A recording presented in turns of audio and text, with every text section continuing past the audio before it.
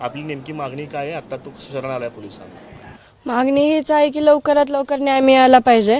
आणि जर पोलीस यंत्रणा इतकी काम करतीये तर म्हणजे त्यांना आज इतका वेळ का लागतोय? म्हणजे ते जर गुन्हेगार असतील तर मग ते स्वतः सिलेंडर होत आहेत, मग पोलीस यंत्रणा काय करते इतक्या दिवस? आणि जर आरोपी आहेत त्यांना जर वेळ लागत असेल इतका पकडण्यासाठी तर आम्ही न्यायाची अपेक्षा कधी करायची? आम्हाला न्याय कधी मिळणार? माझी एकच मागणी आहे की CDR नुसार जे आरोपी म्हणजे समजा नाव कोणाचे बी असतील किंवा कोणी असेल ज्यांनी माझ्या वडिलांची क्रूर हत्या केली आहे ते CDR नुसार आज जे 3 आरोपी फरार आहेत त्यांना पण लवकरात लवकर अटक झाली पाहिजे.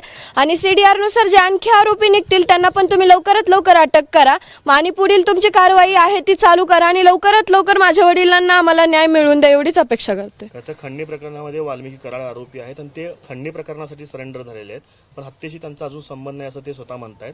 त्याबद्दल तुमचं काय म्हणणं आहे? आता आम्हाला तर एवढंच वाटतंय की ज्यांनी माझ्या वडिलांची हत्या केली त्यांना म्हणजे माझ्या वडिलांना न्याय मिळण्यासाठी आमची एक मागणी आहे. आम्ही तर आमच्या वडिलांना आणू शकत नाहीये वापस, पण एक त्यांचं बलिदान हे न व्यर्थ जाता जे आरोपी आहेत त्यांनाही कठोरात कठोर शिक्षा झालीच पाहिजे असं आम्हाला वाटतं.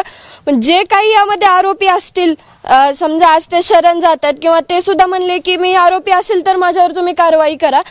आमचं सगळ्यांचं एकच मत आहे की या माझ्या वडिलांच्या हत्येमध्ये जे कोणी असेल त्यांना कठोरात कठोर शिक्षाही झालीच पाहिजे. 3 आरोपी जे होते जे हत्या प्रकरणातले ते अजूनही फरार आहेत.